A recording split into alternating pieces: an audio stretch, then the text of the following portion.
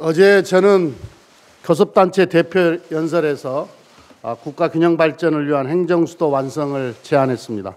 대한민국의 100년 대계를 좌우할 국가 중대 사안에 대해 우리 사회가 공론의 장에서 다시 한번 추진해보자라고 하는 정식 제안입니다. 국토 면적의 11.8%에 불과한 수도권의 인구가 비수도권 인구를 추월했습니다.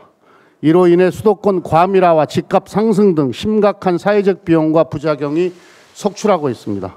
다시 우리 사회가 수도권 집중 해소와 국가 균형 발전을 위해 행정수도 완성 문제를 공론화해야 하는 분명한 이유입니다. 이러한 저의 제안에 대한 미래통합당의 반응은 아쉽습니다. 김종인 비대위원장은 헌법재판소 판결문에 의해 이미 결정됐다. 이제 와서 뒤집을 수 없는 것 아닌가라고 말씀하셨습니다.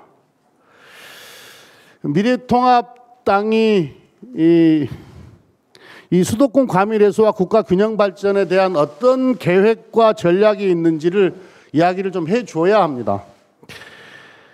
그래서 저는 미래통합당에 공식적으로 묻겠습니다. 미래통합당은 행정수도 이전, 행정수도 완성 이 자체를 반대하는 것인지, 아니면 찬성은 하는데 헌재의 위헌 결정 때문에 동의하지 못하겠다 또는 어렵겠다라고 하는 것인지 입장을 좀 밝혀주시면 좋겠습니다. 모든 이론은 회색이고 영원한 것은 저 푸른 생명의 나무인 것처럼 행정수도 이전에 대한 2004년도의 법적 판단이 영구 불변한 것은 아닙니다. 2004년과 2020년의 대한민국은 다릅니다. 국민의 생각도 많이 바뀌었습니다. 그리고 현재의 판단은 시대의 변화에 따라서 재정립될 수 있습니다. 또 재정립되어 왔습니다. 과거 합헌이었던 법률도 시대 변화에 따라 위헌 판정을 받은 사례도 많습니다. 관습헌법을 앞세운 헌재의 판결은 이미 그 당시 2004년도에도 논란이 아주 많았지 않습니까? 당시 헌재도 결정문에서 헌법 규범으로 정립된 관습이라고 하더라도 세월의 흐름과 헌법적 상황의 변화에 따라 이에 대한 침범이 발생하고 나아가 그 위반이 일반화돼 그 법적 효력에 대한 국민적 합의가 상실되기에 이른 경우에는 관습헌법은 자연히 사멸하게 된다고 밝힌 바 있습니다. 말이 많이 어렵게 기술이 되어 있는데요. 시대 변화에 따라서 이 관습헌법은 얼마든지 달라질 수 있다, 이 이야기입니다. 2004년의 법적 판단에 구속되어서 2020년 이후 대한민국의 미래를 재단하는 것이 과연 옳겠습니까? 미래통합당에게 다시 한번 촉구합니다. 이건 국회 결단, 여야의 합의에 의한 국회 결단이 너무 중요합니다. 2020년 대한민국의 현실에서 수도권 과밀 해소와 국가 균형 발전을 위한 차원에서 행정수도 완성의 필요성을 진지하게 검토해 주시기 바랍니다. 행정수도 완성은 여야가 대한민국의 미래를 위해 다시 논의해야 할 국가 중대사입니다. 여야가 머리를 맞대고 모든 가능성을 열어놓고 논의를 한다면 얼마든지 해법을 찾을 수 있습니다. 개헌이나 국민투표까지 가지 않아도 충분히 해결할 수 있는 사안입니다. 국회는 국민의 대표입니다. 여야가 합의해서 행정중심 복합도시법을 개정하는 입법 차원의 결단으로 얼마든지 행정수도 완성이 가능합니다. 만약 이번에 또다시 위헌 시비가 제기된다고 하더라도 15년간 진행된 행정도시 경험 축적과 국민의식 변화에 따라서 현재의 판결은 변경될 것입니다. 이미 세종시는 행정도시로서의 확고한 지위를 형성해 가고 있습니다. 이제는 행정기능의 이원화에 따른 행정 비효율과 낭비가 더 큰 문제로 나타나고 있는 게 현실입니다. 수도권 과밀은 심해지는데 지방은 오히려 소멸하고 있는 상황에서 국가의 미래와 국토의 균형 발전을 생각한다면 과감한 전환이 필요합니다. 과거의 법적 판단에 발목 잡혀 대한민국의 미래를 포기해서는 안 됩니다. 여야가 국가균형 발전과 수도권 과밀 해소라는 국가적 과제를 해결하기 위한 진지한 사회적 논의를 다시 시작해야 합니다.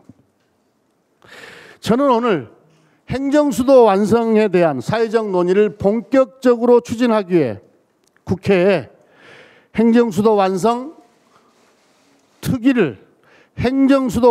특위를 구성할 것을 정치권과 시민사회에 제안합니다.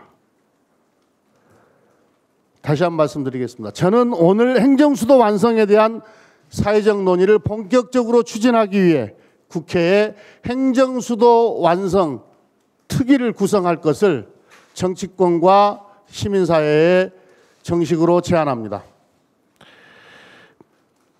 미래통합당과 야당의 신속하고 진지한 답변을 기대합니다. 야당이 또다시 추미애 법무장관에 대한 탄핵소추안을 제출했습니다. 지난 1월에 폐기된 안건을 다시 꺼내든 의도는 분명합니다. 검찰개혁을 저지하겠다는 정치 공세고 공수처 이슈를 분산시키려는 정략적 꼼수입니다.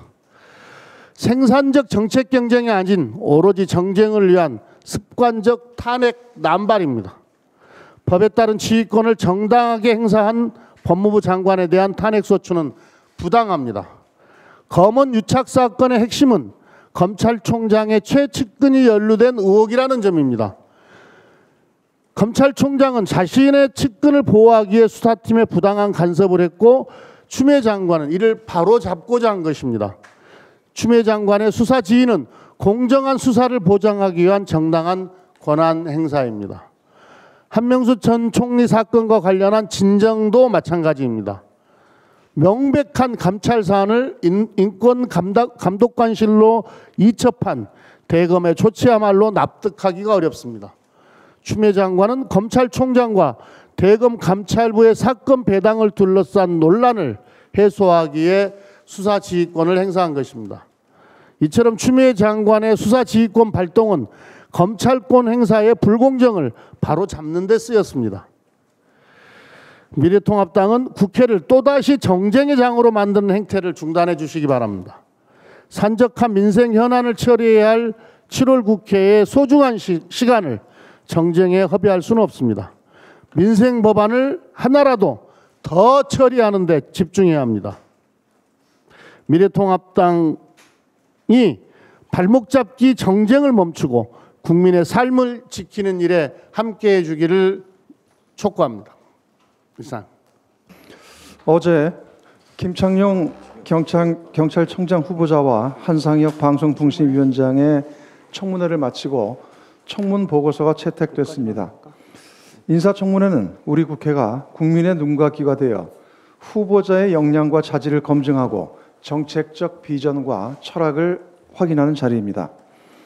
그러나 여전히 미래통합당 일각에서 인사청문회의 본질에서 벗어나 근거 없는 폭로와 의혹 부풀리기를 일삼고 있습니다.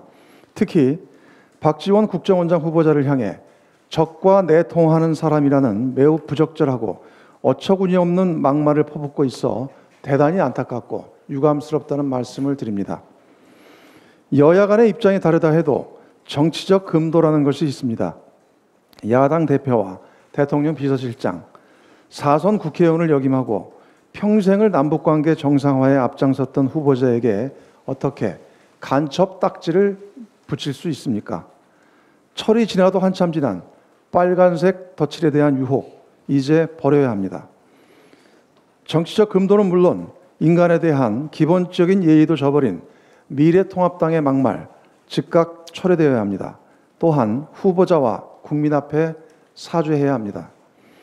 인사청문회가 불미스러운 막말과 아니면 말고식, 폭로로 점철되는 일이 없도록 미래통합당의 통절한 반성을 촉구합니다. 국내에서 코로나19 최초 확진자가 발생한 지 6개월이 지났습니다. 지난 6개월 동안 우리 사회는 민관정의 굳건한 연대와 협력에 힘입어 코로나19에 대응하는 모범적인 방역 시스템을 수립했습니다. 지역 봉쇄나 인구 이동 제한 없이도 효과적으로 감염 확산을 차단했고 정상적으로 경제사회 활동을 꾸준히 이어왔습니다. 특히 미국과 중남미를 중심으로 감염자가 급격히 급증하고 있지만 국내는 어제 기준으로 지역사회 일일 확진자가 한 자릿수를 기록했습니다. 코로나19 확산세가 진정되면서 내일부터는 수도권 소재 박물관과 도서관 등의 공공시설도 운영을 재개할 예정입니다. K-방역으로 대한민국은 코로나 위기 극복을 선도하는 글로벌 방역 리더 국가로서 우뚝 서게 됐습니다. 의료진과 방역당국 그리고 국민 여러분의 헌신과 협력 덕분입니다. 깊은 감사의 말씀을 드립니다. 그러나 아직 안심할 단계는 아닙니다. 해외의 경우 지난 주말 기준 일일 확진자가 26만 명에 달할 정도로 매우 심각한 상황이고 국내도 종교시설과 방문 판매업 등과 관련된 지역 감염이 산발적으로 나타나고 있어 철저한 관리가 필요합니다. 당과 정부는 K-방역망을 보다 촘촘하게 구축하기 위해 이번 3차 추경에 반영된 호흡기 전담 클리닉 500개소 설치 지원 예산을 조속하게 집행하도록 하겠습니다. 휴가철을 맞이하여 유명 해수욕장 등 인파가 많이 몰리는 지역에 대한 방역 관리에도 만전을 기하겠습니다. 전자 출입 명부 시스템 보완, 쪽방촌 등 방역 사각지대 점검 역시 서두르겠습니다. 더불어민주당은 코로나19 위험 장기화 가능성에 대비해 방역 체계의 역량을 근본적으로 강화하기 위해 더욱 노력할 것입니다. 특히 공공의료 및 지역의료 기반 보강을 위해 국립공공의대 설립과 함께 의대 정원 확충 등을 조속히 추진하겠습니다. 당정은 현장의 수요와 지역별 의료 인력 수급 실태 등을 종합적으로 고려해 이번 주 내에 당정 협의를 열고 의대 정원 확충 규모 등을 발표하겠습니다. K-방역 성공의 바탕에는 성숙한 시민의식이 자리하고 있습니다. 무엇보다 생활 방역이 성공적으로 자리 잡고 있는 지금이야말로 국민 여러분의 협조가 대단히 중요합니다. 지금까지처럼 코로나19 극복에 힘을 모아주실 것을 거듭 요청드립니다. 이상입니다. 예, 현안에 대해서 한두 가지 말씀드리겠습니다. 다른 사안으로 지금 이슈가 좀 덮이긴 했습니다만은 지난주에 발표한 한국판 뉴딜은 현재 코로나 위기 상황을 극복하기 위한 적극적인 대응책이자 우리 사회의 미래 발전 종합 계획입니다. 계획이 발표되자 일부에서는 한국판 뉴딜이 좀 불완전한 계획이 아니냐라는 비판을 하고 있습니다만 기술 진보 및 국제 환경의 변화, 또 국내 인구 구조 변동 등 불확실성이 높은 시대에는 가장 중요한 것이 바로 정책의 개방성과 현실 접합성입니다. 이러한 입장을 견지하며 우리 당과 문재인 정부는 한국판 뉴딜을 심혈을 기울여 준비해서 발표했습니다. 앞으로도 이러한 입장은 견고하게 견지될 것입니다. 한국판 뉴딜을 통해서 산업 경쟁력과 성장 잠재력 강화를 꾀하고 또한 민생을 향상시키면서 우리나라가 선도국가로 도약할 수 있도록 반대를 위한 반대보다는 생산적인 대안 제시를 통한 논의가 활발해질 것을 기대합니다. 아울러 우리 당과 문재인 정부는 한국판 뉴딜 성공을 위해 민간 역량 활용 극대화에도 최선을 다하겠습니다. 한국판 뉴딜은 정부의 단독 드리블만은 성공할 수 없습니다. 정부와 정치권이 재정과 제도로 마중물이 되고 민간이 주도적 역할을 함께 할 수 있도록 판을 깔아야 한국판 뉴딜은 지속 가능하고 성공할 수 있습니다. 이를 위해 한정된 재원이 민간의 투자를 유발할 수 있는 생산적 방향으로 쓰일 수 있도록 선택과 집중에 노력하겠습니다. 아울러 민간 참여를 극대화하기 위해 신산업과 기존 산업의 상생 방안 마련과 신산업의 장애물을 해결하는 법과 제도 손질에도 앞장서겠습니다. 한국판 뉴딜 성공을 위한 콤비 플레이에 민간과 정치권에서 야당의 협조를 부탁드립니다. 하나만 더 말씀드리겠습니다. 한미 방위금 분담금 협상, 미국의 무리한 인상 요구로 인해 그 협상 타결이 반년 가까이 지연되고 있습니다. 이러한 가운데 최근 미국 언론 등에서 주한미군을 포함해 전 세계 미군의 재배치 방안이 논의됐다는 보도가 흘러나왔습니다. 이 보도에서 주한미군이 언급된 것은 방위비 협상에서 우위를 점하기 위한 미국 측의 의도가 다분히 실려 있다는 지적이 있습니다. 만일 이것이 사실이라면 매우 유감스러운 일이 아닐 수 없습니다. 이미 우리 정부는 지난해 수준을 훌쩍 뛰어넘는 인상분을 제안했고 추후 분담금을 우리 국민이 납득할 수 있는 범위 내에서 인상하겠다는 의사를 지속적으로 밝혀왔습니다. 그러므로 협상 타결의 지원 책임은 온전히 미국에 있습니다. 그럼에도 불구하고 주한미군 재배치를 운운하며 동맹을 압박하는 것은 한미동맹의 신뢰와 우정을 훼손하는 행위이자 미국의 국익에도 전혀 도움이 되지 않는 행동입니다. 때문에 미국 의회 역시 여야를 초월해 주한미군 재배치나 무리한 방위비 분담금 인상 요구에 대해 비판의 목소리를 키우고 있는 것입니다. 한미동맹의 근간은 상호 신뢰와 주권 존중입니다. 미국 정부의 합리적이고 신속하고 책임 있는 자세를 다시 한번 강력히 촉구합니다. 이상입니다. 를 정강에 담겠다는 통합당은 5.18 법안 처리로 진정성을 보여주십시오. 미래통합당이 정강정책에 5.18을 포함한 민주화 정신을 담겠다고 합니다. 만시지탄이지만 환영합니다. 그러나 동시에 과연 진정성이 있는지 여전히 의심하는 국민들도 많습니다. 핵심은 미래통합당의 실천에 있습니다. 현재 국회에는 5.18 역사왜곡 처벌법, 전두환 국가장 배제법, 5.18 진압공로로 지정된 유공자들의 자격을 제외하는 법안, 이들의 국립묘지 안장을 제외하는 법안들이 발의되어 있습니다. 또한 제가 대표 발의한 5.18 공법단체 설립, 즉 5.18 민주유공자 애우에 관한 법률안이 발의되어 있습니다. 이 법은 18년 동안 묵은 5.18 유공자들의 수건이며 금년 5.18 40주년 기념식에서 주호영 원내대표께서 광주에서 약속한 법안입니다. 미래통합당이 진정으로 과거의 역사를 반성한다면 이러한 법안들이 조속히 국회를 통과할 수 있도록 적극 나서야 합니다. 미래통합당이 결단하고 신속하게 후속 실천을 이어간다면 우리는 국민 화해와 포용의 사회로 성큼 더 다가갈 수 있고 코로나 위기 극복에 큰 힘을 모을 수 있을 겁니다. 미래통합당의 진정성 있는 실천을 촉구합니다. 이상입니다.